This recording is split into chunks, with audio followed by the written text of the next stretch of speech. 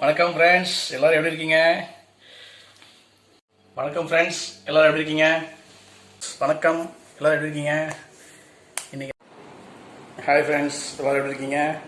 வணக்கம் ஃப்ரெண்ட்ஸ், நான் பிரபு, உங்கள் பிரியாணி மாஸ்டர். எல்லாரும் எப்படி இருக்கீங்க? ஹாய் ஃப்ரெண்ட்ஸ், எல்லாரும் எப்படி இருக்கீங்க? உங்களை சந்திக்கிறது ரொம்ப மகிழ்ச்சி. சரிங்களா? ஆஃப்டர் லாங் டைம் நம்ம சூப்பரான ஒரு டிஷ் இன்னைக்கு செஞ்சுருக்கோம். இது ஒரு சைட் டிஷ் டின்னர். ஓகே, என்னென்னா aloo gobi, potato and cauliflower வச்சு சூப்பரான ஒரு சிம்பிளான ஒரு சைட் டிஷ் நம்ம செய்ய போகிறோம்.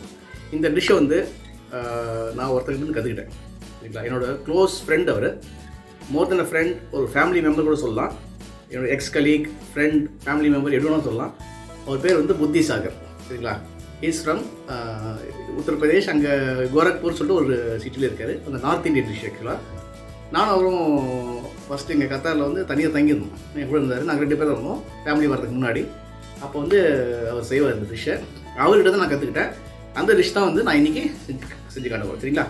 இந்த டிஷ்ஷோட ஓனர் வந்து மிஸ்டர் புத்தி சாகர் திரிபாதி. சரிங்களா? வாங்க, சிம்பிளாக இருக்கும், வெரி டேஸ்டி. சரிங்களா? சப்பாத்திக்கு, நான், ரொட்டி, ஈவன் நம்ம ரைஸு, ஒரு நல்ல ஒரு புலாவ் செஞ்சுட்டு இந்த புலாவுக்கு சூப்பராக இருக்கும். Okay friends, aloo gobi. ஓகேவா? சூப்பரான ஒரு ஆலு கோபி செய்யலாம். Simple and easy. அதுக்கு ஒரு 3 டீஸ்பூன் சன்ஃப்ளவர் ஆயில் எடுத்துக்கோங்க. எண்ணெய் காயிடும்.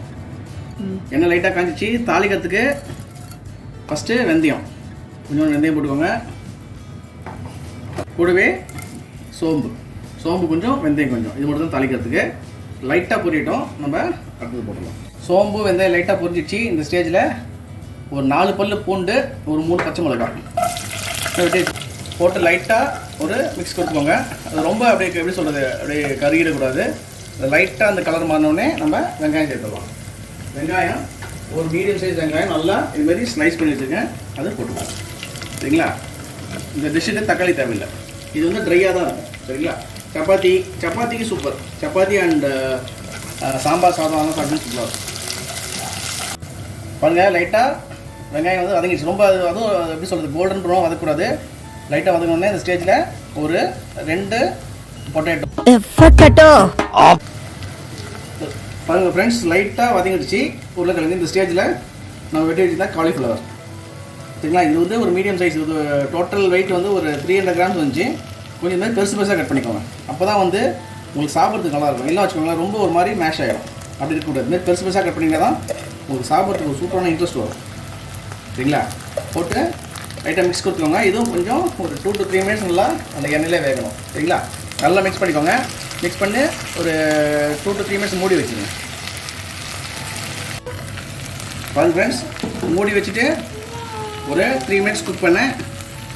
இந்த ஸ்டேஜில் மசாலாலாம் போட்டுடலாம். 1/2 டீஸ்பூன் மஞ்சள்தூள், 1 டீஸ்பூன் மிளகாய்த்தூள், 1/2 டீஸ்பூன் கரம் மசாலா. சரிங்களா? போட்டுட்டு நல்லா மிக்ஸ் கொடுத்துக்கோங்க. சரிங்களா? அந்த மசாலா எல்லா இதுலேயும் போய் நல்லா கோட்டாகும். சரிங்களா? நல்லா மிக்ஸ் பண்ணிக்கோங்க. மிக்ஸ் பண்ணிட்டு திருப்பி மூடி வைங்க. ஒரு 2 to 3 நிமிஷம் குக் ஆகட்டும். அதுக்கப்புறம் நம்ம உப்பு போடலாம். சரியா?